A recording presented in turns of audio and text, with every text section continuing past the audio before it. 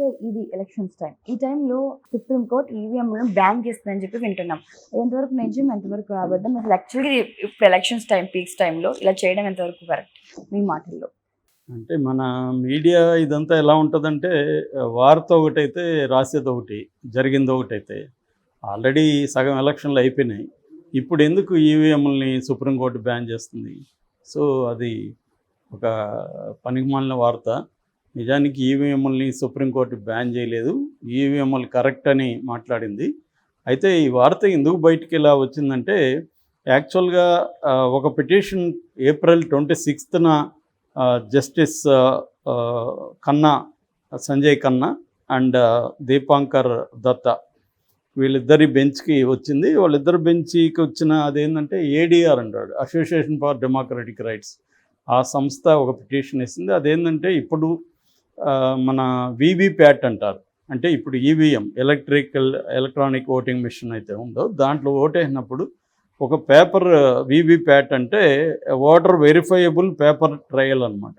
మనం ఓటేసింది ఒక 7 సెకండ్లు అట్లా కనిపిస్తుంది మనకు పేపర్ మీద. అంటే ఓటు వేసిన వాళ్ళంతా మన ఓటు మనం ఏ సింబల్కి వేసామో దానికే పడిందని చూసుకోవచ్చు. అయితే దాని మీద పడినా కూడా మోసం జరగచ్చు, అంటే ఈవీఎంని హ్యాక్ చేయొచ్చు అని కొంతమంది చెబుతారు. హ్యాక్ చేయొచ్చు అంటే నిజానికి హ్యాక్ చేయాలంటే ఇంటర్నెట్ కనెక్షన్ లేకుండా హ్యాక్ చేయలేము. కాబట్టి హ్యాకింగ్ అంటే ఆ పద్ధతిలో కాకుండా ఈ వీవీప్యాట్ ఏదైతే ఉందో దాన్ని మ్యానిపులేట్ చేయొచ్చు, ముందుగానే చేసుకోవచ్చు అలాగా. సో అది సాధ్యం కాదని అనేక మంది నిరూపించారు ఇప్పటి వరకు.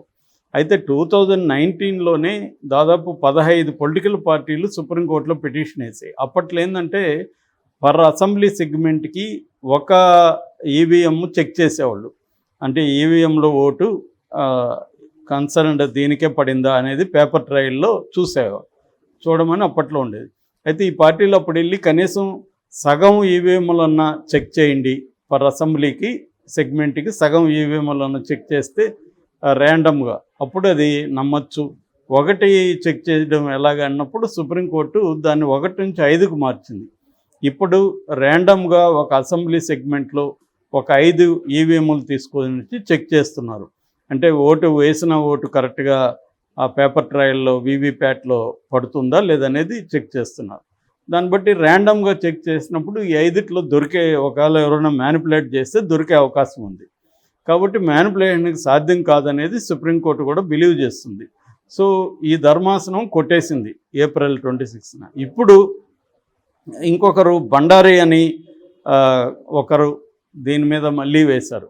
ఇదేమో ఇంకొక బెంచ్కి వచ్చింది, justice B R Gavai and Sandeep Mehta బెంచ్కి.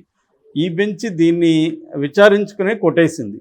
ఎందుకంటే వీళ్ళు ఏమంటున్నారంటే 5 అనేవి కాదు, ఇంకా ఎక్కువగా చెక్ చేయండి, ఒక అసెంబ్లీ సెగ్మెంట్కి ఎక్కువ చెక్ చేయమని మీరు గవర్నమెంట్కి ఆదేశాలు ఇవ్వండి అనేది సుప్రీంకోర్టుని అడిగింది. సుప్రీంకోర్టు ఈ గవాయ్ బెంచ్ ఏం చెప్తుందంటే, ఆల్రెడీ ఒక బెంచ్ దీన్ని రిజెక్ట్ చేసి సిమిలర్ పిటిషన్ని చేసినాక మళ్ళీ మేము ఈ పిటిషన్ని విచారిస్తామని మీరు ఎలా అనుకున్నారు? కాబట్టి మేము విచారించము. ఆల్రెడీ ఆ బెంచ్ ఏం చెప్పిందో ఆ జడ్జిమెంటే దీనికి కూడా వర్తిస్తుంది అని రిజెక్ట్ చేసింది. సో సుప్రీంకోర్టు క్లియర్గా ఏంటంటే 5 కంటే ఎక్కువ ఈవీఎంలని ర్యాండమ్గా చెక్ చేయడాన్ని అలో చేయలేదు. అట్లాగే పేపర్ బ్యాలెట్ సగం అన్న పేపర్ బ్యాలెట్లు పెట్టాలి అన్న ప్లీని కూడా రిజెక్ట్ చేసింది. ఇంకొంతమంది ఏం అడుగుతున్నారంటే మళ్ళీ పేపర్ బ్యాలెట్కి వెళ్దామని అడుగుతున్నారు. సో దాన్ని కూడా రిజెక్ట్ చేసింది. ఎందుకంటే ఇప్పుడు మళ్ళీ వెనక్కిపోయే పరిస్థితి లేదు, ఈవీఎంలు కరెక్ట్గానే పనిచేస్తున్నాయి, అవి తప్పు అని ఇప్పటివరకు ఎవరు కూడా నిరూపించలేకపోయారు అనేది చెప్తున్నాయి. కానీ కొన్ని సంస్థలు ఏం చేస్తున్నారంటే, ప్రైవేటు సంస్థలు వాళ్ళు ఈవీఎంలని మ్యానిపులేట్ చేయొచ్చు గవర్నమెంట్స్ అనుకుంటే అని అంటున్నారు. మరి అట్లాంటప్పుడు చాలా రాష్ట్రాల్లో బీజేపీ కూడా ఓడిపోయింది. కర్ణాటకలో ఓడిపోయింది, తమిళనాడులో గెలవలేకపోతుంది, కేరళలో గెలవలేకపోతుంది, ఆంధ్రప్రదేశ్లో 0.8% వచ్చింది. మరి ఈవీఎంలని మ్యానిపులేట్ చేయగలిగితే ఈ రాష్ట్రాల్లో కూడా బీజేపీ విన్ అయ్యేది కదా, ఎందుకు కాలేకుండా ఉంది అనేది చాలామంది ప్రశ్నిస్తారు. ఏమంటే ఇది మనం ఓడిపోతే ఈవీఎంల మీద నెట్టేయడం అనేది ఈజీగా కనిపిస్తుంది ఎక్కువ మందికి. లాస్ట్ టైం చంద్రబాబు కూడా హుంకరించాడు ఈవీఎంలు అని. మొన్నటి వరకు కూడా తెలుగుదేశం మీడియా అంతా ఈవీఎంల మ్యానిపులేషన్ అని మాట్లాడుతున్నారు. జగన్ ఈవీఎంలే నమ్ముకున్నాడు, ప్రజల్ని నమ్ముకోలేదని కూడా వాదించారు. ఇప్పుడు బీజేపీతో కలవగానే అది ఎవడు మాట్లాడట్లా, కూటమిలో ఎవడు కూడా ఈవీఎంల గురించి మాట్లాడట్లా. ఎందుకంటే బీజేపీతో కలిశారు కదా. ఇప్పుడు జగన్ విమర్శిస్తే బీజేపీని కూడా విమర్శించినట్టే అవుతుంది.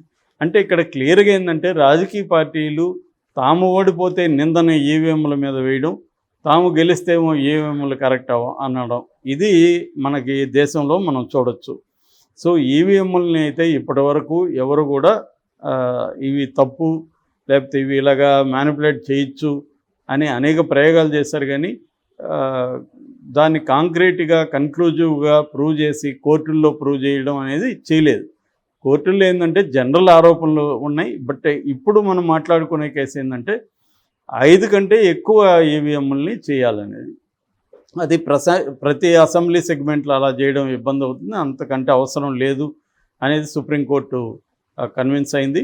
రెండోది ఈవీఎంల అథెంటిసిటీని సుప్రీంకోర్టు సమర్థించింది. ఈవీఎంలు బ్యాన్ చేయలేదు. ఇందాక మనం అనుకున్నట్టు అవి కొన్ని వాటిలో వస్తుంది కానీ వార్తలు ఈవీఎంలు బ్యాన్ అని. ఈవీఎంలు బ్యాన్ ఏం లేదు, ఈవీఎంలు ఉంటాయి. ఆల్రెడీ సగం ఎలక్షన్లు అయినాయి సగం ఏరియాల్లో.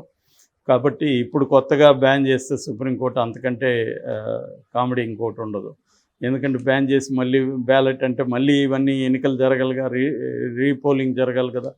కాబట్టి ఇప్పుడు అలాంటి నిర్ణయం తీసుకునే అవకాశం లేదు. రెండోది సుప్రీంకోర్టు దగ్గర ఎవరు కూడా ప్రూవ్ చేయలేదు. ఇప్పుడు ఏడీఆర్ కానీ వీళ్ళు కానీ దాని మీద అనుమానాలు వ్యక్తం చేస్తున్నారు, కానీ దాన్ని ప్రూవ్ చేసే టెక్నాలజీ వీళ్ళు ఎవరూ ఏమీ చేయలేదు. సో అది అథెంటిక్గానే ఉందని చెప్తుంది. సుప్రీంకోర్టు కూడా ఈవీఎంలను సమర్థిస్తూనే మాట్లాడింది. దాన్ని ఎక్కువగా 5 కంటే ఎక్కువ ర్యాండమ్ చెక్కింగ్ అవసరం లేదు. వీవీప్యాట్ని వీవీప్యాట్లో ఓటు వేసే ప్రతి ఒక్కడికి ఆ 7 సెకండ్లు కనబడుతుంది కాబట్టి ఇబ్బంది లేదు అనేది వీళ్ళు అంటే దాంట్లో రికార్డ్ అయిపోతుంది. నువ్వు ఓటు దేనికేసి అవ్వలేదు అనేది నీకే కనిపించినప్పుడు ఇంకా మళ్ళీ దాన్ని వేరే చెక్కింగ్ అవసరం లేదు అనేది వీళ్ళు ఇప్పుడు సుప్రీంకోర్టు తీర్పిచ్చింది. సో దీన్ని బట్టి ఏంటంటే ఇంకెవరు కూడా సుప్రీంకోర్టుకి వెళ్ళడానికి కూడా ఇంకా ఫర్దర్గా పాసిబిలిటీ లేదు. ఒకసారి వచ్చేసింది కాబట్టి ఇంకెవరు కూడా సుప్రీంకోర్టుకి వెళ్ళరు. సో ఈవీఎంలు పర్మనెంట్ మనకి, అన్లెస్ ఎవరైనా దాన్ని పక్కగా నిరూపించగలిగితే తప్ప హ్యాకింగ్ అయితే సాధ్యం కాదు. చాలామంది ఏంటంటే హ్యాకింగ్ సాధ్యం అంటారు. హ్యాకింగ్ అంటే ఖచ్చితంగా ఇంటర్నెట్ ఇదంతా ఉండాలి కాబట్టి హ్యాకింగ్ సాధ్యం కాదు. కానీ ఫిజికల్గా మ్యానిపులేట్ చేయొచ్చు, ఈ వీవీప్యాట్ల ద్వారా చేయొచ్చు. బట్ అది కూడా సుప్రీంకోర్టు అయితే కన్విన్స్ అవ్వట్లేదు. కాబట్టి ర్యాండమ్ చెకింగ్ కూడా సాధ్యం కాదని తెలిసిపోయింది. మామూలుగా ఎలక్షన్ టైంలో ఏం చేస్తుంటారంటే కొంతమంది సెన్సేషన్ల కోసం సుప్రీంకోర్టుకి వెళ్తుంటారు, దీని మీద ఏదో చేద్దామని. మామూలుగా చాలామంది పాపులారిటీ కోసం, సెన్సేషన్ కోసం వాళ్ళు పిటిషన్ వేస్తూ ఉంటారు, ఇట్లాంటి పిల్స్ వేస్తూ ఉంటారు. అట్లాంటిది ఇదని పరిగణించవచ్చు అని సుప్రీంకోర్టు చెప్పినట్టుగా మనకు అర్థమవుతుంది.